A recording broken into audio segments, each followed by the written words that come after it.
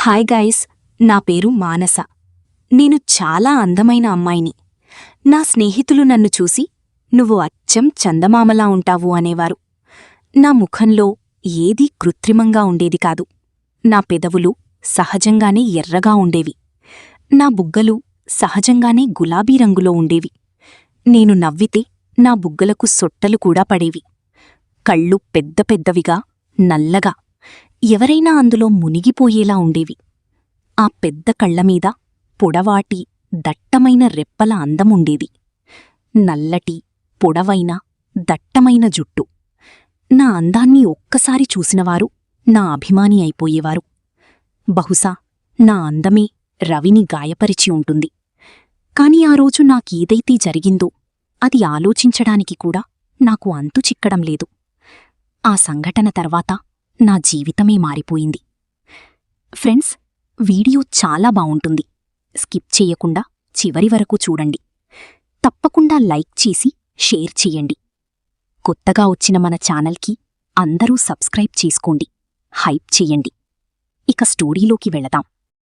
ఈరోజు నేను ఏ వ్యక్తి గదిలో అయితే ఉన్నానో, ఎవర్నైతే నేను హద్దులు దాటి ద్వేషించానో, ఎవరితోనైతే నేను ఖచ్చితంగా చెప్పానో, నేను చచ్చిపోతానుగాని నీలాంటి నీచమైన వ్యక్తిని పెళ్లి చేసుకోను అని.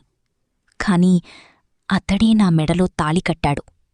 ఈరోజు నేను అతని భార్యగా శోభనం గదిలో అలంకరించుకుని కూర్చుని ఉన్నాను. విధి ఆడే ఆటలు చాలా వింతగా ఉంటాయి. ఈరోజు అతను నా నుదుట తిలకం దిద్ది నాకు భర్తగా అయ్యాడు.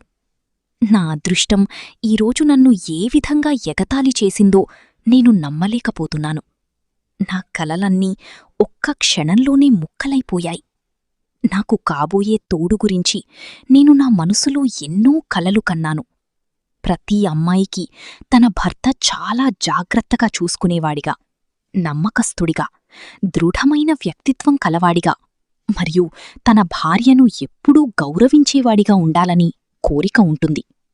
నేను కూడా నాకు కాబోయే భర్త గురించి ఇలాగే ఆలోచించాను.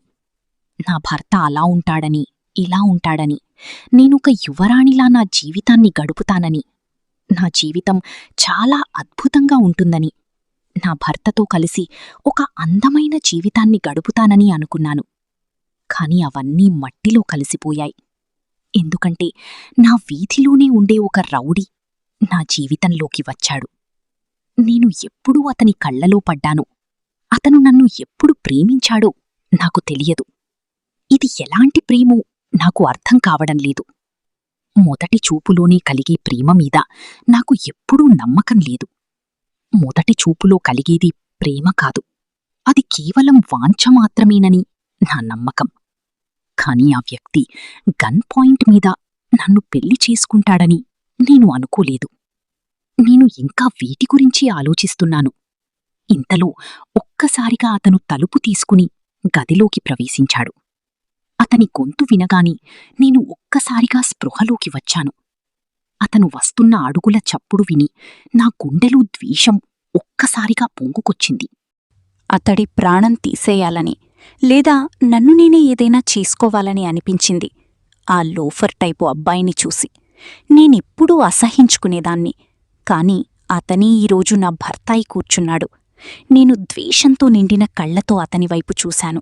ఇప్పటికీ అతని రూపం అలాగే ఉంది.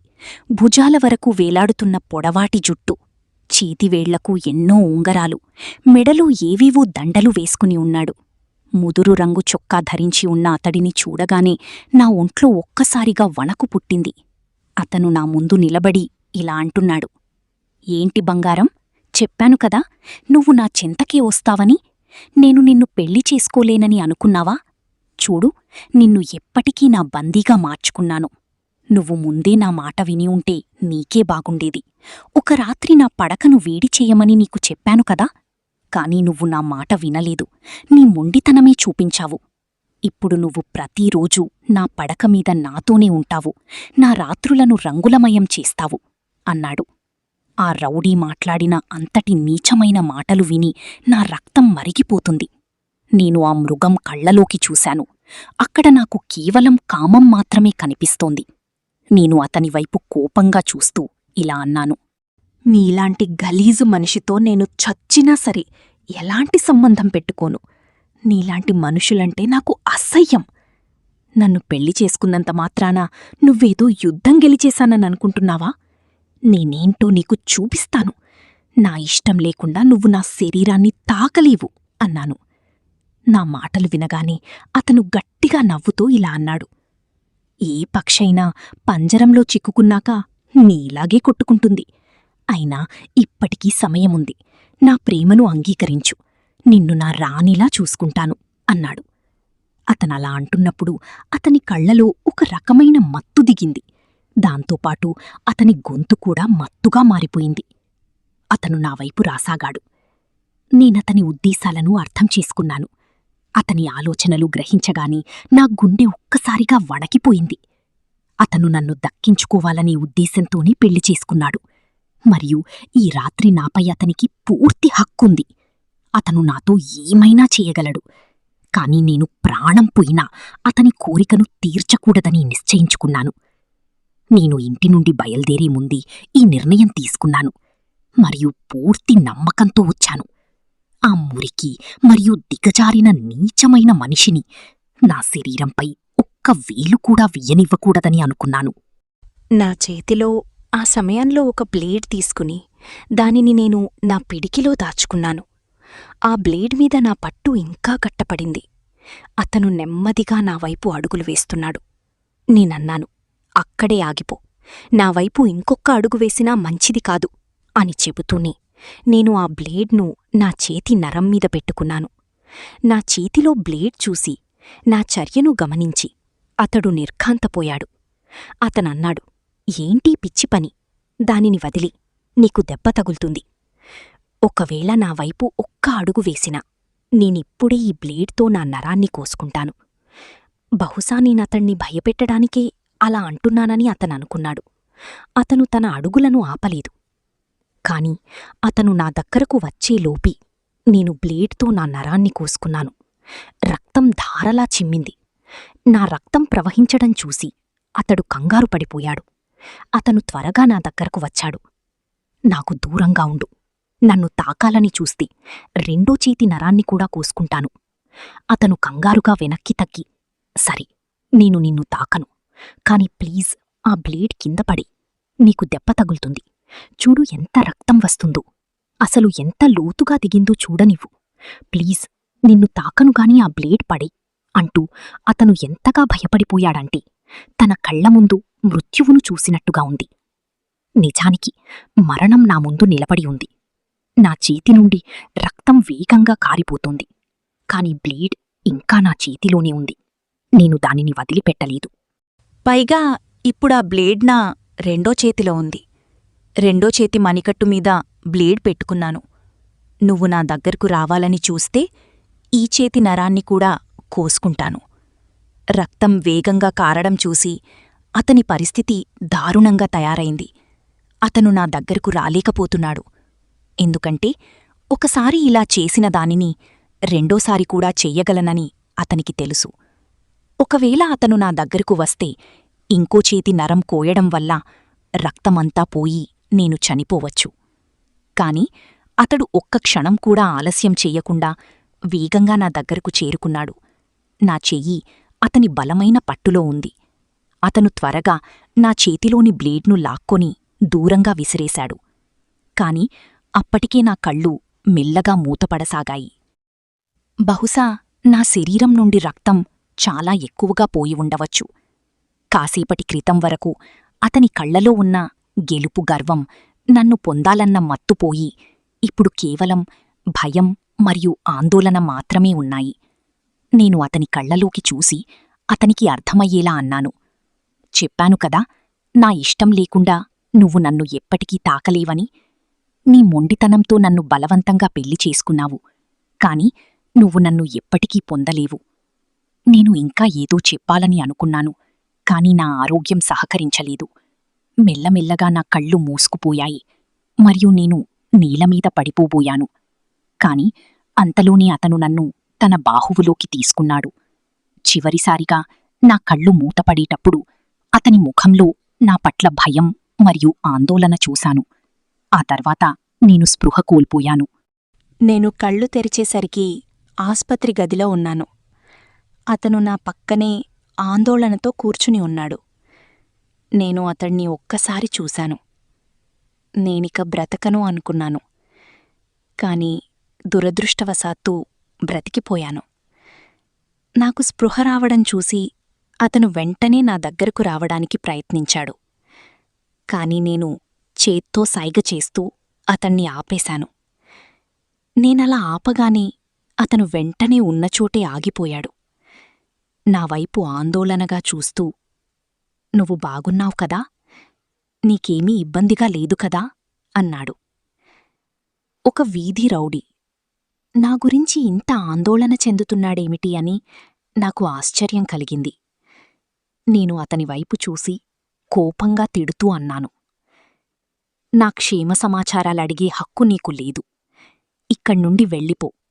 లేదంటే నన్ను నేను మళ్ళీ ఏదైనా చేసుకోగలను."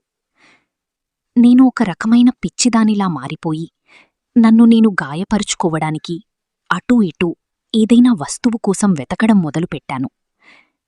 నేను నాకు హాని చేసుకునేలోపే అతను నా చేతులను బలంగా పట్టుకున్నాడు. నా వైపు చూస్తూ ఇలా అన్నాడు, "నీ ఇష్టం లేకుండా నేను నిన్ను తాకకూడదని నువ్వు కోరుకుంటున్నావు కదా? అయితే నేను నీకు మాట ఇస్తున్నాను. నీ ఇష్టం లేకుండా నేను నీతో ఎలాంటి సంబంధం పెట్టుకోను. కాని నేను నిన్ను వదిలిపెట్టలేను. ఎందుకంటే నేను నిన్ను ప్రేమిస్తున్నాను. నీకు నా భావాల గురించి ఇంకా తెలియదు. నన్ను నమ్ము. నిన్ను ప్రేమిస్తున్నాను" అన్నాడు. ఇదేం ప్రేమ నీది? నువ్వు నా గౌరవాన్ని మట్టిలో కలిపేశావు. అందరూ నా మీద వేలెత్తి చూపిస్తున్నారు. నేనే నీకు ధైర్యమిచ్చి ఉంటానని, నా సైగవల్లే నువ్వు నన్ను పెళ్లి చేసుకున్నావని, పంతం పట్టావని అనుకుంటున్నారు. నువ్వు నా తల్లిదండ్రుల గౌరవాన్ని 2 కాసుల విలువ లేకుండా చేసేశావు. నేను ఎవరి కళ్లల్లో కళ్ళు పెట్టి చూసే పరిస్థితిలో లేను. నా కలలన్నీ నువ్వు ముక్కలు చేసేశావు. ఇది ప్రేమ కాదు, కేవలం కామం మాత్రమే. మరియు నీ కామవాంఛ తీర్చుకోవడానికే కదా నువ్వు నన్ను దక్కించుకున్నావు. పెళ్లికి ముందు ఒక రాత్రి నీ దగ్గరకు రమ్మని నువ్వు నాకు చెప్పలేదా? ఇది నీ ప్రేమలోని ఏ రూపం అని నేనడిగాను. నా మాటలు వినగాని అతడు తల దించుకుని, "ఆ సమయంలో నేను తప్పు చేశానని ఒప్పుకుంటున్నాను. కాని నువ్వు నాకు నచ్చావు. నేను నీతో సమయం గడపాలని అనుకున్నాను. ఆ సమయంలో నా స్వభావం అలాగే ఉండేది. ఏ అమ్మాయి నచ్చినా ఆమెను వాడుకుని వదిలేయాలి అనుకునేవాడిని. నీ విషయంలో కూడా నేను అదే చెయ్యాలని అనుకున్నాను. కాని నువ్వు నా హృదయ లోతుల్లోకి ఎప్పుడు చేరుకున్నావో నాకు తెలియదు. నీతో నా బంధం ఒక రాత్రిది కాదు, 7 జన్మల బంధం. నా పూర్తి జీవితం నీతోనే గడపాలని అనుకుంటున్నాను. ప్లీజ్ నన్ను అర్థం చేసుకోడానికి ప్రయత్నించు. నా ప్రేమను అర్థం చేసుకో" అన్నాడు. అర్థం చేసుకోవాల్సింది నువ్వు. నీలాంటి నీచమైన మనిషితో నేను ఒక్క క్షణం కూడా ఉండలేను. అలాంటిది నువ్వు జీవితాంతం గురించి మాట్లాడుతున్నావా? నాతో రాత్రి గడిపి నా గౌరవాన్ని వేలం వేసి నన్ను వదిలేయాలనుకున్నవాడు భవిష్యత్తులో నా గౌరవాన్ని ఏం కాపాడగలడు అనగాని, ప్లీజ్ పాత విషయాలను గుర్తుచేసి నన్ను సిగ్గుపడేలా చెయ్యకు. అది నా పొరపాటు. ఆ విషయంలో నేను సిగ్గుపడుతున్నాను. నేను నీకా మాట చెప్పాను. కాని ఆ తర్వాత నిన్ను పెళ్లి చేసుకుంటానని కూడా అడిగాను. నువ్వు నా ప్రతిపాదనను తిరస్కరించావు. నేను నిన్ను ఏ ధర చెల్లించైనా కోల్పోవాలని అనుకోలేదు. అందుకే నిన్ను బలవంతంగా పెళ్లి చేసుకున్నాను. కాని ప్లీజ్ నిన్ను నువ్వు గాయపరుచుకోకు. నీ ఇష్టం లేకుండా నిన్ను ఒక్క వేలుతో కూడా తాకనని నీకు మాట ఇస్తున్నాను. ప్లీజ్ నాకు దూరమవ్వకు. నేను నిన్ను వదిలిపెట్టలేను. నాకు కొంచెం సమయమివ్వు. ఒకవేళ నీకు నా ప్రేమమీద నమ్మకం కలిగితే నా చెయ్యి అందుకో. లేదంటే నేను నిన్ను సంతోషంగా విడిచిపెడతాను. ఎప్పుడైతే నీకు నా ప్రేమపై నమ్మకం కలుగుతుందో అప్పుడే నేను నీతో ప్రతి బంధాన్ని నీ ఇష్టప్రకారమే ఏర్పరచుకుంటాను.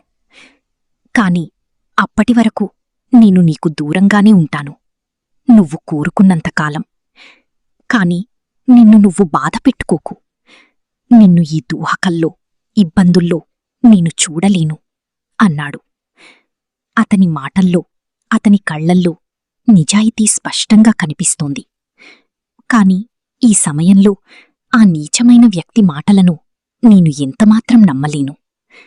సరే, నేను నీ మాట వినడానికి సిద్ధంగా ఉన్నాను. నా ఇష్టం లేకుండా నువ్వు నన్ను తాకవద్దు. నేను కూడా నీకు కొంత సమయం ఇవ్వడానికి సిద్ధమే. కాని గుర్తుంచుకో, నీకు కేవలం 2 నెలల సమయం మాత్రమే ఉంది. ఈ 2 నెలల తర్వాత నేను నిన్ను వదిలి వెళ్ళిపోతాను. నువ్వు నాకు విడాకులు ఇవ్వడంలో ఎలాంటి ఆలస్యం చెయ్యకూడదు. చెప్పు, ఈ ఒప్పందానికి సిద్ధమేనా? నేను చెప్పేవరకు నువ్వు నా దగ్గరకు రాకూడదు. ఒకవేళ నువ్వు నా దగ్గరకు రావాలని ప్రయత్నిస్తే నన్ను నేను ఇలాగే ఏదైనా చేసుకుంటాను. గుర్తుంచుకో. నా ఈ చిన్న మాట అంగీకరించగాని అతని కళ్లల్లో ఒక మెరుపు వచ్చింది. నేను నీకు మాట ఇస్తున్నాను, నీ అనుమతి లేకుండా నిన్ను తాకను. అలా అనగాని నేను కూడా ప్రశాంతంగా నా కళ్ళు మూసుకున్నాను. అతను కాసేపు నా వైపు చూసి ఆ తర్వాత బయటకు వెళ్ళిపోయాడు. అతను నా ప్రేమలో పిచ్చివాడైపోయాడని నాకర్థమైంది. కాని నేనతడిని నా స్థాయి మనిషిగా భావించలేదు. ఒక వీధి లోఫర్ రౌడీ అబ్బాయి నాకు ఏమాత్రం సాటిరాడు. అతను నా జీవితాన్ని సర్వనాశనం చేశాడు. ఇలా ఆలోచిస్తూ మెల్లమెల్లగా నా ఆలోచనలు నా గతం వైపు వెళ్ళాయి. నాకు 21 సంవత్సరాలుంటాయి. నాకిప్పుడు పరీక్షలు జరగాల్సి ఉంది. కాని అతడు మా ఇంటికి వచ్చి చేసిన గొడవ వల్ల నా అన్నలు నా చదువు మాన్పించేశారు. నేను నా ఇంట్లో ఎంత సంతోషంగా గడిపేదాన్నో నాకు ఇప్పటికీ గుర్తుంది. నేను నా తల్లిదండ్రులకు గారాల బిడ్డను, నా అన్నలకు ముద్దుల చెల్లెలిని. అందరూ నన్ను చాలా ప్రేమించేవారు. ఎందుకంటే నేను మా ఇంట్లో ఏకైక అమ్మాయిని. మా అమ్మకు నేనంటే ప్రాణం. మా నాన్న కూడా నన్ను ప్రాణంలా ప్రేమించేవారు. కాని ఒకరోజు అంతా మారిపోయింది. ఎందుకంటే నేను రవి అనే రౌడీ కళ్లల్లో పడ్డాను. అతను మా వీధిలోనే ఉండే గుండా రౌడీ. వీధి చివర తన ఆకతాయి లోఫర్ స్నేహితులతో కలిసి కూర్చునేవాడు. ఎలాంటి పనిపాట కూడా చేసేవాడు కాదు. అతను కేవలం అటూ ఇటూ వెళ్లే అమ్మాయిలను వేధిస్తూ ఉండేవాడు. నేనైతే నా దారినే మార్చుకున్నాను. అతడు కూర్చునే దారిలో నేనసలు వెళ్లేదాన్ని కాదు. ఎందుకంటే అతను ఎంతటి నీచమైన మనిషో ఏమైనా చేయగలడని నాకు తెలుసు. మా నాన్న కూడా నాతో చెప్పారు, మానసా, ఆ లోఫర్ అబ్బాయి కూర్చునే దారిలో వెళ్లొద్దు అని. నేను మా నాన్న చెప్పే ప్రతి మాటనూ వినేదాన్ని. ఒకరోజు నేను నా స్నేహితురాలుతో కలిసి కాలేజ్ నుండి వస్తుండగా అకస్మాత్తుగా నా కాలుకు బెనికింది. నడవలేకపోతున్నాను. నేను వెళ్లే దారి చాలా పొడవుగా ఉండేది. గత్యంతరం లేక నేను షార్ట్కట్ తీసుకున్నాను. ఆ దారిలోనే అతడు కూర్చునేవాడు. నా మనసు చాలా ఆందోళనగా ఉంది. మనసులోని దేవుడిని ప్రార్థిస్తున్నాను, దేవుడా, ఈరోజు ఆ అబ్బాయి అక్కడ కూర్చోకూడదు అని. ఈరోజు మొదటిసారి నేను మా నాన్న మాట వినలేదు. కాని అది నా పరిస్థితి. ఎందుకంటే నేను అసలు నడవలేకపోతున్నాను. ఆ వీధి చివర మా ఇంటికి దగ్గరే కాబట్టి మేము త్వరగా ఇంటికి చేరుకోవచ్చుని నేను ఆ వీధి నుండి వచ్చాను. నేను త్వరగా ఇంటికి చేరుకోవాలని అనుకున్నాను. అందుకే టీనాతో అన్నాను, త్వరగా ఇక్కడి నుండి వెళ్ళిపోదామని. కాని కొంచెం ముందుకు వెళ్ళగానే నా గుండె ఒక్కసారిగా ఆగపోయినంత పనయింది. ఆ అబ్బాయి తన స్నేహితులతో కలిసి అదే వీధిలో కూర్చుని ఉన్నాడు. వాళ్ళు ఏదో విషయంపై గట్టగట్టిగా నవ్వుకుంటున్నారు. నేను టీనా ఆ దారి నుండి వెళుతుండగా అకస్మాత్తుగా అతని ఆకతాయి స్నేహితుడు మమ్మల్ని వేధించడానికి ప్రయత్నించాడు. ఎందుకంటే వాళ్ల పని అదే. కాని రవి అతడిని ఆపేశాడు. అతను రెప్పవేయకుండా నన్నీ చూస్తున్నాడు. కాని నేను అసహ్యంతో నా ముఖాన్ని పక్కకు తిప్పుకున్నాను. మరియు టీనా సహాయంతో ఇంటికి వెళ్ళిపోయాను. నేను వెళ్లే వరకు రవి నన్నీ చూస్తూ ఉన్నాడు. అతని చూపులను ఎక్కడున్నాయో నేను అనుభూతి చెందగలిగాను. మరియు ఆ రోజు నుండే నా జీవితం పూర్తిగా మారిపోయింది. రవికి నేను నచ్చేశానంట. అతను నన్ను ప్రేమిస్తున్నాడంట. ఇప్పుడు అతను ప్రతి నిమిషం నా వెంటపడుతూ ఉండేవాడు. నేను కాలేజ్కి వెళ్తే నా వెనకే కాలేజ్కి వచ్చేవాడు. నేను కాలేజ్ నుండి ఇంటికి వస్తుంటే నా వెనకే ఇంటి వరకు వచ్చేవాడు. నేను అతనిపై పెద్దగా శ్రద్ధ చూపేదాన్ని కాదు. అతను నాతో మాట్లాడాలని ప్రయత్నించేవాడు. ఎక్కడి నుండో నా పేరు కూడా తెలుసుకున్నాడు. ఒకసారి నేను కాలేజ్ నుండి వస్తున్నాను. ఆ రోజు టీనా నా వెంట లేదు. అతడు నా దారిని అడ్డుకొని ఇలా అన్నాడు, ప్లీజ్ మానసా, నాతో మాట్లాడు, నేను నీతో మాట్లాడాలి అన్నాడు. నా దారికి అడ్డురాకు, లేదంటే నేను అరుస్తాను అన్నా కూడా. కాని ఆ సిగ్గులేని అబ్బాయి నా ముందుకు వచ్చి నా చెయ్యి కూడా పట్టుకున్నాడు. అరిచి ఏం చేస్తావు? నా ముందు మాట్లాడే ధైర్యం ఎవ్వరికీ లేదు. నేను నీతో ఒక ముఖ్యమైన విషయం మాట్లాడాలి. అది నేను చెప్పి తీరుతాను అన్నాడు. నేను కోపంతో అతని చేతుల నుండి నా చెయ్యి విడిపించుకున్నాను. ప్లీజ్ మానసా, నా మాట విను. నాకు నిన్ను చూస్తే ఇష్టం కలుగుతుంది. నువ్వు నాకు చాలా నచ్చుతున్నావు అన్నాడు. ఇది నీ ప్రేమేమీ కాదు. మొదటి చూపులో కలిగే ప్రేమ. ప్రేమ కాదు, అది కామం మాత్రమే. నా మాటలకు అతను సిగ్గులేకుండా పళ్ళు బయటపెట్టి నవ్వుతూ ఇలా అన్నాడు. ఒకవేళ నువ్వు దీనిని కామమని అనుకుంటే కామమే కానివ్వు. కాని ఏదేమైనా నువ్వు నాకు నచ్చుతున్నావు. నేను నిన్ను దక్కించుకుని తీరుతాను. ఇష్టంగా ఒప్పుకుంటే మంచిది, లేదంటే నేను బలవంతం కూడా చేస్తాను. అతని మాటలకు నా గుండె లోలోపల వణికిపోయింది. అక్కడి నుండి వెళ్ళిపోవడమే మంచిదని అనుకున్నాను. నేను త్వరత్వరగా మా ఇంటికి వచ్చేశాను. కాని ఇప్పుడు ఎందుకో నాకు ఆ అబ్బాయిని చూస్తుంటే భయం కలగడం మొదలైంది. అతని కళ్లలో నాకు స్పష్టంగా కామం కనిపిస్తోంది. నేను మా అమ్మతో ఈ విషయము చెప్పలేదు. ఒక వీధి రౌడీ నా వెనకాల పడ్డాడని, మొదటి చూపులోని ప్రేమ కలిగిందని అంటున్నాడని టీనాకు చెప్పాను.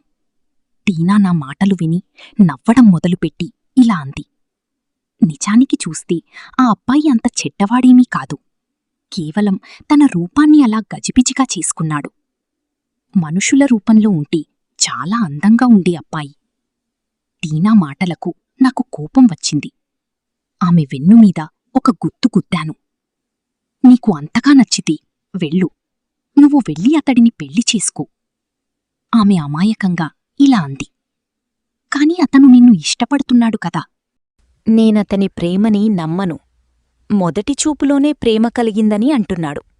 కాని నేను అలాంటి ప్రేమని అస్సలు నమ్మను అనగాని, అయ్యో, నా మాట విని, మొదటి చూపులో ప్రేమ అనేది కూడా ఉంటుంది. చూడు, నీ జీవితంలో కూడా ఖచ్చితంగా అలాంటి ఒక వ్యక్తి వస్తాడు. నీకు కూడా అతనిపై మొదటి చూపులోనే ప్రేమ కలుగుతుంది. అప్పుడు నీకు తెలుస్తుంది మొదటి చూపులో కలిగి ప్రేమ అంటే ఏంటో అని టీనా అంది. సరి అని ఆ మాటలకు నేను ఆ సమయంలో నవ్వుకుని, నీ ఈ కల ఎప్పటికీ నెరవేరదు. ఎందుకంటే నేను మా అమ్మా నాన్నలు ఇష్టపడిన అబ్బాయిని పెళ్లి చేసుకుంటాను. ఇలాంటి పనికిమాలిన వాడిని కాదు. ప్రతి రెండో మూడో అమ్మాయితో ప్రేమలో పడి దానికి మొదటి ప్రేమ అని పేరు పెట్టేవాడిని అస్సలే కాదు అన్నాను. మరుసటి రోజు నేను కాలేజీకి వెళ్తుండగా రవి ఇప్పుడు నేను వెళ్లి వీధిలోని కూర్చుని ఉన్నాడు. ఈరోజు అతని రూపం కొంచెం మెరుగ్గా ఉంది. అతను తన స్థానాన్ని ఎందుకు మార్చుకున్నాడో అని నేను ఆశ్చర్యపోయాను. కాని నేను అతడిని పట్టించుకోకుండా వెళ్ళిపోయాను. కాలేజ్ నుండి తిరిగి వచ్చేటప్పుడు కూడా అతను అదే దారిలో కూర్చుని ఉన్నాడు. నాకు కోపం వచ్చింది కాని కోపపడటం తప్ప నేనేమీ చెయ్యలేను. ఎందుకంటే ఆ నీచమైన మనిషితో తలపడాలని నాకు లేదు. ఆ ఆకతాయి రోడీ అబ్బాయి ఏదైనా చెయ్యగలడు. సమయం దాని వేగంతో గడిచిపోతోంది. అంతా మామూలుగానే జరుగుతోంది. కాని ఆ రోజు నాకేదైతే జరిగిందో అది ఆలోచించడానికి కూడా నాకు అంతుచిక్కడం లేదు. ఆ సంఘటన తర్వాత నా జీవితమే మారిపోయింది. ఆ రోజు నేను ఇంట్లో ఒంటరిగా ఉన్నాను. అప్పుడే మా ఇంటి తలుపు ఎవరో తట్టారు. నేను తలుపు తీయగా ఎదురుగా రవి నిలబడి ఉన్నాడు. ఇంట్లో ఆ సమయంలో ఎవ్వరూ లేరు. అమ్మా నాన్న ఒక బంధువు పెళ్లికి వెళ్లారు. నా ఇద్దరు అన్నలు కూడా తమ తమ పనుల్లో ఉన్నారు. రవిని నా ఎదురుగా చూడగానే నేనొక్కసారిగా కంగారుపడ్డాను. నా గుండె వేగం పెరిగింది. నేను త్వరగా తలుపు వేయాలని అనుకున్నాను. కాని అతను తలుపు తీసుకుని లోపలికి వచ్చాడు. అతని కళ్లలో ఒక రకమైన మత్తు కనిపిస్తోంది. లోపలికి రాగానే అతను తలుపును లోపలి నుండి గడియపెట్టాడు. నేను అరవాలని అనుకున్నాను, కాని అతను నా నోటిపై చెయ్యి పెట్టి, "ఇక చాలు మానసా, ఇప్పుడు నువ్వు లేకుండా నేను ఉండలేను" అలా అంటూ అతను నా దుపట్టాను తీసి దూరంగా విసిరేసి నన్ను లాగి తన దగ్గరికి తీసుకున్నాడు. నా గుండె ఒక్కసారిగా వణకిపోయింది. రవి ఉద్దేశాలను పసిగట్టి నేను భయంతో వణకిపోయాను. నేను నన్ను కాపాడుకోవడానికి ప్రయత్నిస్తున్నాను, కాని ఈరోజు నా గౌరవం దక్కుతుందని నాకు అనిపించలేదు. నేను అతని ముందు చేతులు జోడించాను. నాతో ఇదంతా ఏమీ చెయ్యకు అని అన్నాను. కాని అతనికి ఒక రకమైన పిచ్చి పట్టింది. "నువ్వు నాకు నచ్చావు, ప్రేమగా నా మాట విను, నీ ఇష్టంతో ఒక రాత్రి నాతో గడుపు. ఆ తర్వాత నేను నీ జీవితంలోకి ఎప్పుడూ రాను. ఒకవేళ నువ్వు ఒప్పుకోకపోతే నేను నీతో బలవంతం చేస్తాను, నిన్ను దక్కించుకొని తీరుతాను" అని చెప్పాడు. అలా అంటూ నన్నింకా తన వైపుకు లాక్కున్నాను. నేనతని బాహుబంధం నుండి బయటపడాలని అనుకున్నాను, కాని బయటపడలేకపోయాను. నేను ఏడుస్తూ అతనిని వేడుకున్నాను, "నాతో ఇదంతా చెయ్యకు, నేను నాశనమైపోతాను, ఎవరికీ ముఖం చూపించుకోలేను. నువ్వు నన్ను ప్రేమిస్తున్నానని చెప్పేవాడివి కదా, ఇది నీది ఎలాంటి ప్రేమ? ఎవర్నైతే ప్రేమిస్తారో వారిని ఇలా ఇష్టం లేకుండా చెయ్యరు. నీ మనసులో నాపై కొంచెం కూడా ప్రేమ ఉంటే నీ ప్రేమ మీద ఒట్టు, నన్ను ఏమీ చెయ్యొద్దు" అని అన్నాను. నా కంటి నుండి కన్నీళ్లు రావడం, రవి కాసేపు నా వైపు చూశాడు. ఆ తర్వాత అతనికి ఏమైందో ఏమో కాని నన్ను వదిలేసి ఇంటి నుండి వెళ్ళిపోయాడు. నేను ప్రాణాలతో బయటపడినందుకు దేవుడికి కృతజ్ఞతని చెప్పుకున్నాను. ఆ రోజు నుండి అతను నా దారిలోకి రాలేదు. అతను నన్ను అస్సలు ఏడిపించేవాడు కాదు, ఏమీ అనేవాడు కాదు. అతని ఆవారా స్నేహితులు కూడా నన్ను కాని నా స్నేహితురాలిని కాని ఏమీ అనేవాడు కాదు. కాని రవి మాత్రం మౌనంగా నన్ను చూస్తూనే ఉండేవాడు. అలా ఒకరోజు అంత హఠాత్తుగా మారిపోయింది. రవి ఒక మిఠాయి డబ్బా పట్టుకుని మా ఇంట్లోకి వచ్చాడు. నా కళ్ల ముందే మా నాన్నగారిని, "మీ బిడ్డని నాకిచ్చి పెళ్లి చెయ్యమని" అడిగాడు. పెళ్లి సంబంధం కోరాడు. మా నాన్నగారు ఏదైనా చెప్పేలోపే నా కోపం ఆకాశాన్ని తాకింది. ఎందుకంటే ఆ మనిషి అంటే నాకు అంతులేని అసహ్యం. నేను ఉన్నచోటు నుండి లేచి అతని దగ్గరకు వెళ్ళి అతని ముఖం మీద గట్టిగా ఒక చెంపదెబ్బ కొట్టాను. అతనికి ముఖం మీదే అన్నీ చెప్పేశాను. "నీలాంటి నీచమైన వాణ్ణి నేను చచ్చినా పెళ్లి చేసుకోను. అసలు మా ఇంటికి వచ్చిందే కాకుండా నా సంబంధం అడగడానికి నీకు ఎంత ధైర్యం? నువ్వు నా చెప్పుతో సమానం. ఇక్కడి నుండి వెళ్ళిపో. ఏ మొహం పెట్టుకుని మా ఇంటికి వచ్చావు? వెళ్ళు ఇక్కడి నుండి" అని అరిచాను. అతను నన్ను క్రూరమైన చూపులతో చూశాడు. బహుశా అంతకుముందు ఏ అమ్మాయి కూడా అతన్ని అలా కొట్టి ఉండదు. అందుకే ఆ సమయంలో అతను చాలా కోపంగా ఉన్నాడు. అతను ఏదో చెప్పబోతుండగా నేను మళ్లీ విరుచుకుపడ్డాను. "నీలాంటి ఆవారా కుర్రాడిని పెళ్లి చేసుకుంటే నా జీవితం ఇక్కడిక్కడే ముగిసిపోతుంది. ఇంకా నీ పరువు పోకూడదంటే ఇక్కడ నిలబడకు, వెళ్ళిపో ఇక్కడి నుండి" అని చెప్పి నేను నా గదిలోకి వెళ్ళిపోయాను. మా నాన్నగారు అతణ్ణి ఎలా బయటకు పంపారో నాకు తెలియదు. కాని 2 రోజుల తర్వాత అతను పూర్తి తయారీతో మా ఇంట్లోకి జొరబడ్డాడు. అతని చెదిరిన రూపం చూస్తుంటే అతను చాలా చెడ్డ స్థితిలో ఉన్నాడని అర్థమవుతోంది. అతను మద్యం తాగి ఉన్నాడు, మత్తులో మునిగిపోయాడు. మా ఇంట్లో వస్తువులను పగలగొడుతూ లోపలికి వచ్చాడు. అతనితో పాటు అతని మనుష్యులు కూడా ఉన్నారు. వాళ్ళు వెంటనే మా నాన్నని, తమ్ముణ్ణి, అమ్మని బంధించారు. అప్పుడు రవి నవ్వుతూ నా దగ్గరికొచ్చి నన్ను ఎత్తుకుని నేరుగా గుడికి తీసుకెళ్లాడు. అతని వెనకాలే అతని మనుషులు నా తల్లిదండ్రులను, అన్నతమ్ముడిని కూడా తీసుకొచ్చారు. నేను చాలా గింజుకున్నాను. అతన్నుండి దూరమవ్వాలని ప్రయత్నించాను. కాని అతని బలం ముందు నా బలం సరిపోలేదు. పూజారిగారు కూడా కంగారు పడుతూ కూర్చున్నారు. రవి తన పిస్తోల్ చేతుల్లోకి తీసుకుని పూజారిగారితో, "పెళ్లి మంత్రాలు మొదలుపెట్టండి పంతులుగారు" అని అన్నాడు. పూజారిగారు నిరాకరించినప్పుడు అతనిమీద కూడా పిస్తోల్ గురిపెట్టాడు. "నేను చెప్పింది చెయ్యి, లేకపోతే" అని. రవి ఏదో చెప్పేలోపే పూజారిగారు గబగబా పెళ్లి పనులు మొదలుపెట్టారు. నేను చచ్చినా సరే నేను మాత్రం నిన్ను పెళ్లి చేసుకోను. ఇప్పుడే ఇక్కడే నన్ను ప్రాణాలతో చంపే, నాకు ఏమీ పర్వాలేదు అని అన్నాను. దానికతను, నీకు చిన్న గీత కూడా పడనీయను. నీకు ఏమైనా అయితే నేను ఎలా బ్రతుకుతాను? నువ్వు నా ప్రాణం. కాని నువ్వు నన్ను పెళ్లి చేసుకోకపోతే నీ వాళ్ల పరిస్థితి ఏమవుతుందో బహుశా నీకు తెలియదు అని చెప్తూ నా తల్లిదండ్రుల మీద గురిపెట్టాడు. నేను చావడానికైనా సిద్ధమే కాని నా తల్లిదండ్రులకు ఏమీ జరగనివ్వను. నేను తల్లడిల్లుతూ రవి ముందు నిలబడ్డాను.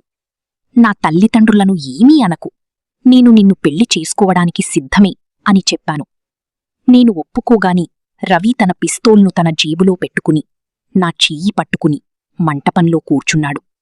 పూజారిగారు పెళ్లి పనులన్నీ పూర్తిచేశారు. పెళ్లి ఆచారాలన్నీ పూర్తయ్యాయి. నేను ఇష్టం లేకపోయినా నాకు అత్యంత అసహ్యమైన ఆ మనిషికి భార్యనయ్యాను. కాని అదే క్షణంలో నేనొక్కటి నిర్ణయించుకున్నాను. నేను చచ్చినా సరే ఈ మనిషిని నా దగ్గరకు రానివ్వను అని. కాని మనిషి ఒకటి తలిస్తే దైవం ఒకటి తలుస్తుంది అంటారు కదా. నేను అతడిని నా దగ్గరకు రానివ్వకూడదని అనుకున్నాను. కాని కొన్నిసార్లు మన ఊహకు అందనివి కూడా జరుగుతుంటాయి. నా విషయంలో కూడా అలాగే జరిగింది. నేను నా నరాలు కోసుకున్న తర్వాత అతని ముఖంలో కనిపించిన భయం, ఆందోళన చూసి రవి నన్ను నిజంగా ప్రేమిస్తున్నాడు అనడానికి నిదర్శనం. నేను నా చేతివైపు చూసుకున్నాను. దానికి కట్టుకట్టి ఉంది. కాసేపటి తర్వాత నర్సు నా దగ్గరకు వచ్చి ఇంజెక్షన్ వేయసాగింది. నువ్వు ఆత్మహత్యకు ఎందుకు ప్రయత్నించావు? నీ భర్త పరిస్థితి ఏమైందో నీకేం తెలుసు? నా భార్యకు ఏమీ కాకూడదు అని హాస్పిటల్ మొత్తాన్ని తలకిందులు చేసేశారు అని చెప్పింది. నేను మౌనంగా నర్సు మాటలు వింటున్నాను. కాని ఆ నర్సు చాలా వాగుడుకాయ. తనంతట తానే ఇలా చెప్పసాగింది. నీది పోలీస్ కేస్ అయ్యేది. కాని నీ భర్త గన్ తీసి డాక్టర్కు గురిపెట్టి దీన్ని పోలీస్ కేస్ చేయవద్దని, నా భార్యకు ఏమీ కాకూడదని బెదిరించాడు. పాపం డాక్టర్ భయపడిపోయి త్వరత్వరగా నీకు చికిత్స చేయడం మొదలుపెట్టాడు. నర్సు మాటలు విన్నాక నాకు మళ్లీ కోపం, అసహ్యం కలగడం మొదలైంది. ఆ రౌడీ గుండా ప్రతిచోటా తన దాదాగరి చూపిస్తాడు. మానవత్వం లేని ఇలాంటి మనుషులంటే నాకు చాలా అసహ్యం. కాసేపటి క్రితం అతనిపై నా మనసులో కలిగిన మెత్తని భావం పోయి మళ్లీ అతనిపై ద్వేషమే పెరిగింది. కొద్దిసేపటి తర్వాత రవి గదిలోకొచ్చాడు. అతని చేతిలో జ్యూస్ బాటిలుంది. ఏమీ మాట్లాడకుండా ఆ బాటిల్ నా వైపు అందించాడు. కాని నేను ముఖం తిప్పుకున్నాను. ఆ మనిషి ముఖం చూడటం కూడా నాకు ఇష్టం లేదు. అతను గట్టిగా నిట్టూర్చి నా పక్కనే ఉన్న స్టూల్ మీద కూర్చున్నాడు. నీ ఇష్టం లేకుండా నిన్ను తాకనని మన మధ్య ఒప్పందం జరిగింది. కాని నా చేతితో ఇచ్చే వస్తువును నువ్వు తినకూడదని ఒప్పందం జరగలేదు కదా. చూడు, నీలో చాలా నీరసం వచ్చేసింది. నీకు సరైన జాగ్రత్తలవసరం. అందుకే ప్లీజ్ ఈ జ్యూస్ తాగు అని చెప్పాడు. అతను జ్యూస్ బాటిల్ను నా నోటి దగ్గరకు తెచ్చాడు. కాని నేనతని చేతి నుండి బాటిల్ తీసుకుని నేనే తాగాను. మరో రోజు డిశ్చార్జ్ అయి మేమింటికి తిరిగి వచ్చాము. ఆటో దిగుతున్నప్పుడు రవి నా చెయ్యి పట్టుకోవాలని చూస్తే నేను వద్దని సైగ చేశాను. నేను నా అంతట నేనే ఆటో దిగి లోపలికి వెళ్లగలను అని అన్నాను. నాకు చాలా నీరసంగా ఉంది. నడవడం కూడా కష్టంగా ఉంది. కాని తూలుతున్న అడుగులతో అతని సాయం లేకుండానే లోపలికి వెళ్లాను. రవి ఇల్లు అంత పెద్దదేనీ కాదు. మామూలుగా 2 గదుల ఇల్లు. ఒక గది నాకిచ్చి అతను 2వ గదిలోకి మారిపోయాడు. బహుశా అతను ఈ ఇంట్లో ఒంటరిగానే ఉంటాడు. ఎందుకంటే నేనిక్కడికి వచ్చినప్పటి నుండి ఎవరినీ చూడలేదు. 2 రోజుల వరకు నేను గది నుండి బయటకు రాలేదు. రవి బయట నుండి ఆహారం తెచ్చి ప్లేట్లో పెట్టి నా గదిలో ఇచ్చేవాడు. సరైన సమయానికి మందులివ్వడం, నా చేతికట్టు మార్చడం, గదిని శుభ్రం చెయ్యడం, ఇలాంటి పనులన్నీ అతడు క్రమం తప్పకుండా చేస్తున్నాడు.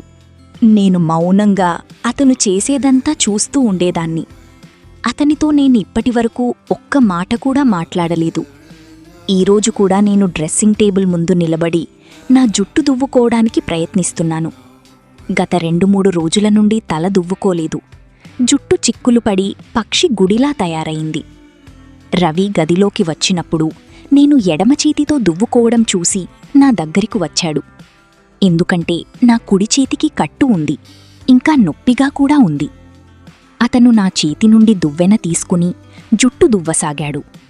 నేను వద్దని చెప్పాలనుకున్నాను, కాని ఎందుకో చెప్పలేకపోయాను. అతను చాలా ప్రేమగా జుట్టు దువ్వి ఒక పిచ్చి జుట్టుగా ముడివేశాడు. అద్దంలో నన్ను నేను చూసుకున్నప్పుడు నా ముఖంపై ఒక్కసారిగా చిరునవ్వు వచ్చింది. నా నవ్వు చూసి రవి కూడా నవ్వేశాడు. చూడు, నాకీ జడలు వేయడం రాదు, దీనితోనే సరపెట్టుకోవాలి అన్నాడు. మొదటిసారి నేను రవితో మాట్లాడాను. పర్వాలేదు, ఎలా ఉన్నా బావుంది, అంత దారుణంగా ఏమీ లేదు అని నా నోటి నుండి వచ్చింది. నా మాట వినగానే రవి ముఖంలో ఆనందం విరిసింది. అతనికి ప్రపంచంలోని సంతోషమంతా దక్కినట్టు అనిపించింది.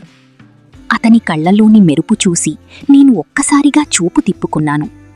అతనితో ఎలాంటి సంబంధం పెట్టుకోవడం నాకిష్టం లేదు. 4 నెలలు పూర్తి కాగానే అతనికి విడాకులిచ్చి నా ఇంటికి వెళ్ళిపోవాలని నేను ముందే మా ఇద్దరి మధ్య బంధం బలపడి ఈ ఇంట్లోనే ఉండాల్సిన పరిస్థితి రాకూడదని నా కోరిక. 3వ రోజు నేను గది నుండి బయటకొచ్చాను. రవి ఇల్లు చిన్నగా ఉంది. చిన్న వరండా, చిన్న వంటిల్లు. ఇల్లు చాలా మురికిగా ఉంది. నాకు అక్కడ చాలా ఉక్కరిబిక్కరిగా అనిపించింది. కాని నేను 4 నెలలు అక్కడే ఉండాలి. ధైర్యం చేసి కిచెన్లోకి వెళ్తే అది దారుణమైన స్థితిలో ఉంది. గిన్నెలన్నీ అక్కడక్కడా పడి ఉన్నాయి. వాటి నుండి వాసన వస్తోంది. అక్కడ నిలబడటం కూడా కష్టమైపోయింది. కిచెన్లో మద్యం సీసాలు పడి ఉన్నాయి. నా తల తిరిగిపోయింది. నేను రవివైపు చూసి కోపంగా, ఇది ఇల్లా లేక అడవి? నువ్వు ఇక్కడెలా ఉంటున్నావు అని అడిగాను. అతను వెంటనే ముఖం ముడుచుకొని, నేనొక్కడినే ఉంటాను కదా, ఇంట్లో నా తల్లి, అక్కా చెల్లెలు ఎవరూ లేరు. ఇల్లు శుభ్రం చేయడానికి ఒక భార్యను తెచ్చుకున్నాను. ఆమె కూడా నాతో సరిగ్గా మాట్లాడదు. సరే, నువ్వు చెబితే నేను నీతో కలిసి శుభ్రం చేస్తాను. కాని పని చేసేటప్పుడు నాకు అటూ ఇటూ తూలిపడిపోయే అలవాటుంది. అప్పుడు నాకు ఒక ఆధారం కావాలి. పొరపాటున నేను నీ మీద పడిపోతే మాత్రం నన్ను ఎందుకు తాకావు అని ఫిర్యాదు చెయ్యకు అని అన్నాడు. అతని కళ్లలో అల్లరి కనిపిస్తోంది. నేను కోపంగా, సహాయం చేయాల్సిన అవసరం లేదు, నేనే చేసుకుంటాను అని అన్నాను. సరే, నీ ఇష్టం, నీ ఒక్కదానివే చేసుకో, కాని ఈ అడవిని శుభ్రం చేస్తూ అలసిపోయానని మాత్రం అనకు అని బదులిచ్చి వెళ్ళిపోయాడు. నేను ఆశ్చర్యపోయి అక్కడే నిలబడిపోయాను. సరేలే, జోక్ చేశాను, నీ దగ్గరికి రాను, కాని శుభ్రం చేయడంలో సహాయం చేస్తాను అని కనీసం అనవచ్చు కదా. కాని అతను మొత్తం పని నా నెత్తిన వేసి వెళ్ళిపోయాడు. సరే అని ఒక నిట్టూర్పు విడిచి పనిలో పడ్డాను. గిన్నెలన్నీ సింక్లో వేశాను. మద్యం సీసాలను చెత్తబుట్టలో పడేశాను. కిచెన్ కాస్త దారికి తెచ్చాను. ఎందుకంటే కొన్ని నెలలైనా నేనిక్కడే ఉండాలి. ఇంత మురికి ఇంట్లో నేను అస్సలు ఉండలేను. నాకు శుభ్రత అంటే చాలా ఇష్టం. డబ్బాల్లో చూస్తే కొంచెం బియ్యం, పప్పు ఉన్నాయి. పప్పు అన్నం వండి నేను గదిలోకి వచ్చాను. చాలాసేపు అతని కోసం ఎదురుచూశాను. కాని అతను ఇంటికి రాలేదు. ఇప్పుడు నాకు కోపం రాసాగింది. నేనేమీ అతని పనిమనిషిని కాదు కదా వంట చేసి ఎదురుచూడటానికి. నేను ముందే తినేసి పడుకున్నాను.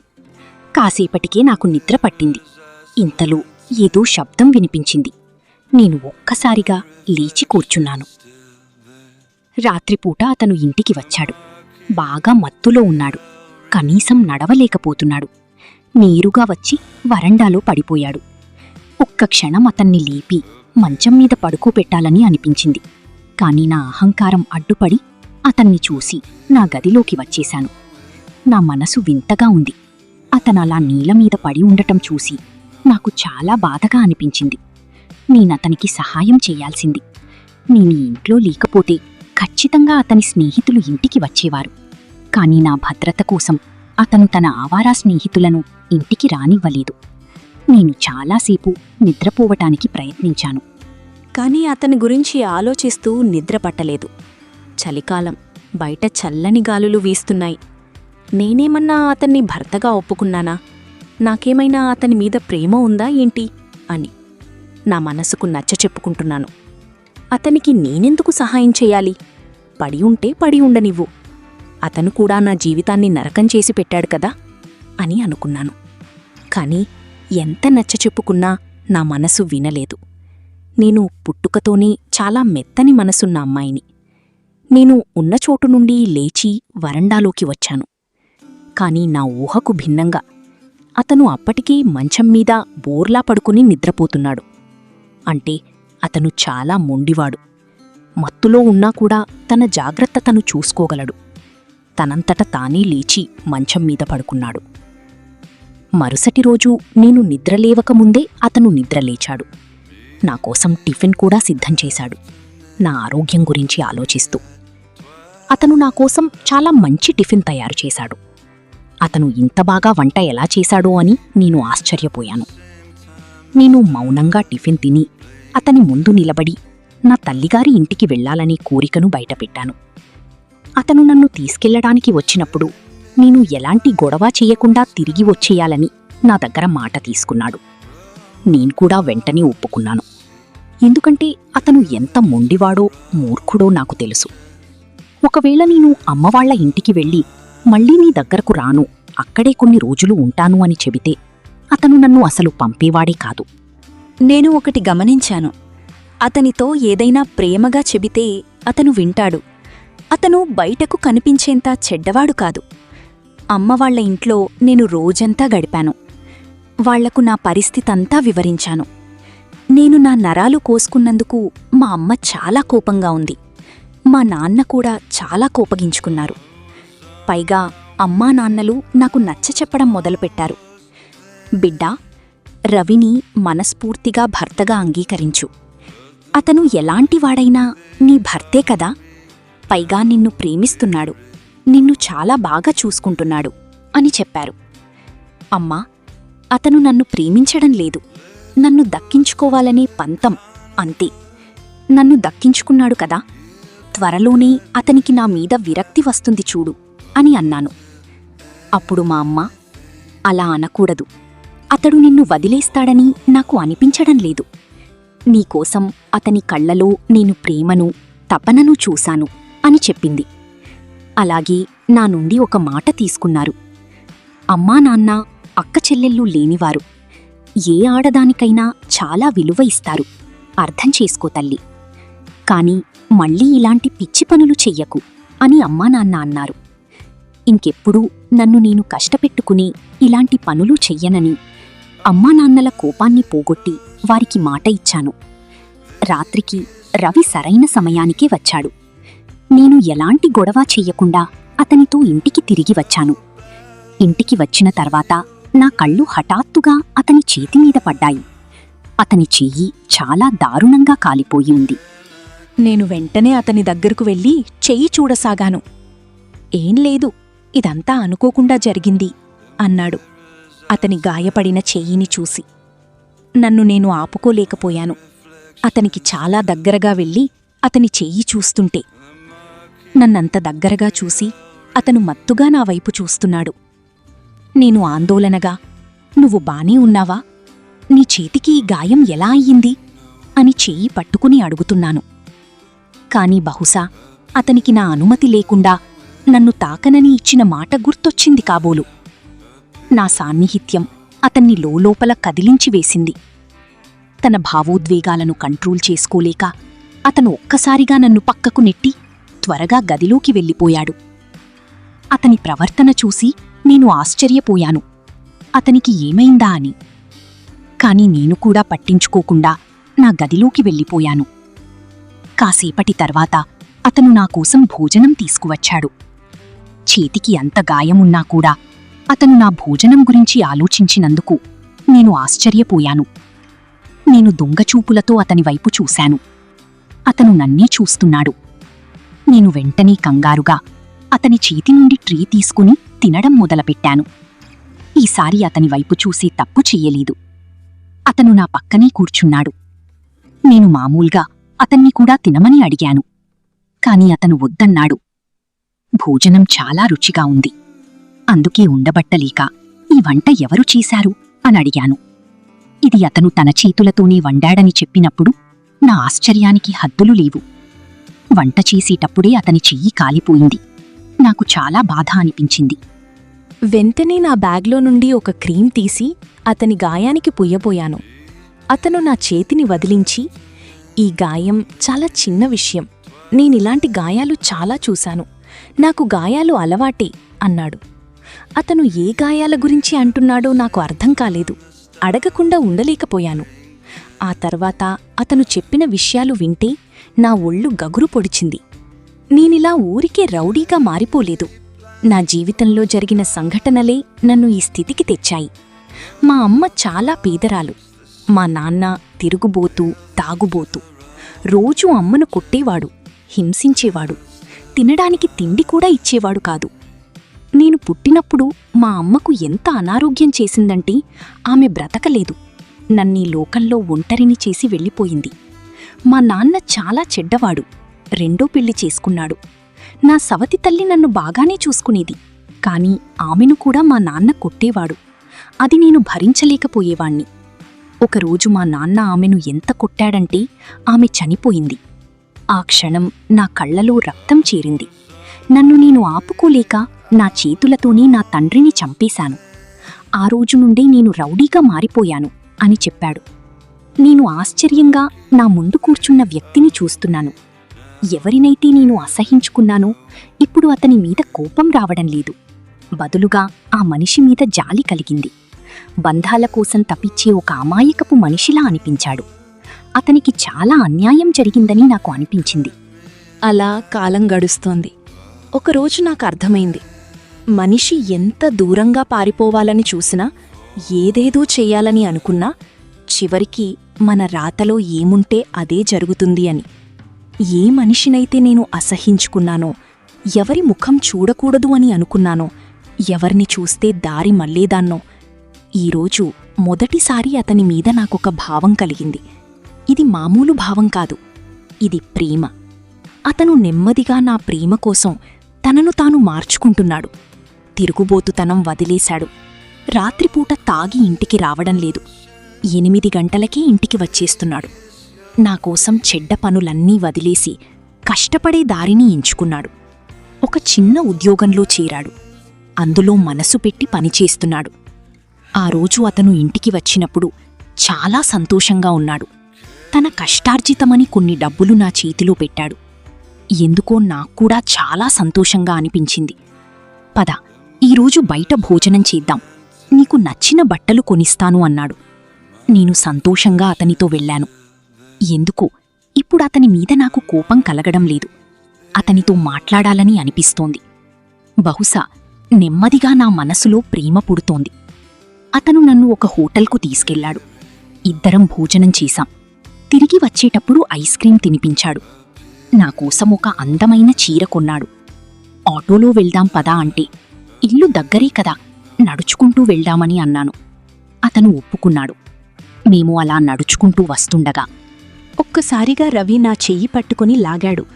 హఠాత్తుగా జరిగిన దానికి నేను తూలి పక్కనే ఉన్న ట్రక్కును గుద్దుకున్నాను. ఆ ట్రక్కుకు ఉన్న ఒక మేకు నా వీపులోకి గుచ్చుకుంది. నా నోటి నుండి గట్టిగా కేక వచ్చింది. నేను చూస్తే వెనుక నుండి ఒక కారు చాలా వేగంగా వస్తోంది. దాని నుండి నన్ను కాపాడటానికే రవి నన్ను లాగాడు. నా కేక విని రవి వెంటనే నా దగ్గరకు వచ్చాడు. నా వీపు మీద లోతైన గాయమైంది. రవి నన్ను వెంటనే హాస్పిటల్కు తీసుకెళ్లాడు. రక్తం చాలా కారుతోంది. నర్స్ కట్టుకట్టింది. రవి ముఖం వాలిపోయింది. ఎందుకు అంతలా భయపడుతున్నావు? గాయమంత లోతైనదేమీ కాదు అనన్నాను. ఈరోజు నీకు ఏమైనా అయ్యుంటే నేను కూడా బ్రతికేవాణ్ణి కాదు అన్నాడు. అతని కళ్లల్లో ఒక తపన, ప్రేమ కనిపించింది. నేను వెంటనే చూపు తిప్పుకున్నాను.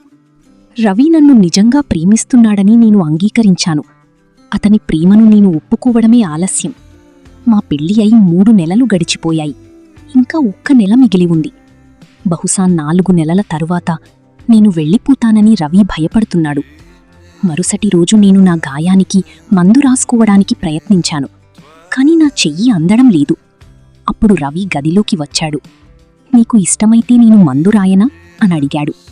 నేను మౌనంగా మందు బాటిల్ అతనికి ఇచ్చాను. అతను నా బ్లౌజ్ పక్కకు జరిపి మందు రాయడం మొదలుపెట్టాడు. కాని ఎందుకో రవి స్పర్శ తగలగానే నా గుండెవేగం పెరిగింది. బహుశా అతని గుండెవేగం కూడా పెరిగే ఉంటుంది. ఎందుకంటే మందు రాస్తూ రాస్తూ అతను నన్ను తన బాహువులోకి తీసుకున్నాడు. మళ్ళీ ఏదో గుర్తొచ్చి వెంటనే నన్ను వదిలేశాడు. బహుశా తన మాట గుర్తొచ్చి ఉండవచ్చు. కాని నేను తాళ్లడిల్లుతూ రవి గుండెలకు హత్తుకుపోయాను. ఏమండి, నేను నిన్ను నీ మాట నుండి విడుదల చేస్తున్నాను.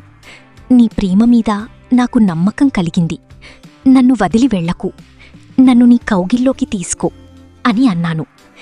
నా మాట విని ఆయన నన్ను గట్టిగా హత్తుకున్నాడు. అతని కళ్లలో నమ్మలేనంత ఆనందముంది. నువ్వు నన్ను మనస్ఫూర్తిగా అంగీకరించావా అని అడిగాడు. అవునండి, నిన్ను మనస్ఫూర్తిగా అంగీకరించాను అని చెప్పాను. ఆయన నన్ను ఆరాటంగా నన్ను ముద్దాడాడు.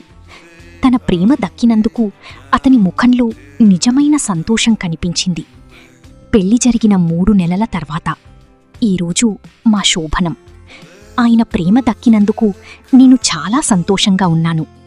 నాకు అతనిలాంటి ప్రేమికుడు భర్తగా దొరికినందుకు నా అదృష్టాన్ని చూసి మురిసిపోయాను. కాసేపటి తర్వాత ఆయన అలిసిపోయి నా మీద ఒక్క కాలు ఒక్క చెయ్యి వేసుకుని హాయిగా నిద్రపోయాడు. నేను చాలాసేపు అతని ముఖాన్ని చూస్తూ ఉండిపోయాను.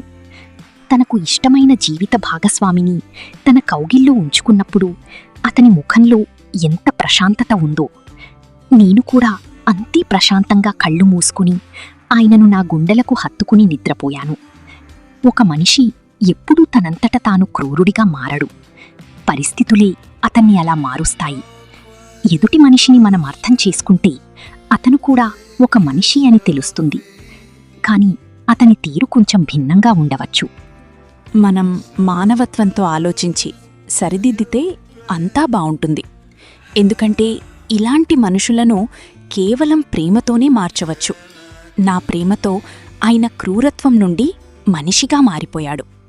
ఫ్రెండ్స్, ఈ కథ మీకు ఎలా అనిపించిందో తప్పకుండా చెప్పండి. వీడియో నచ్చితే తప్పకుండా లైక్ చేయండి, మీ ఫ్రెండ్స్తో షేర్ చేయండి. ఇంకా ఇలాంటి కథల కోసం మా ఛానల్ని సబ్స్క్రైబ్ చేయడం మర్చిపోవద్దు.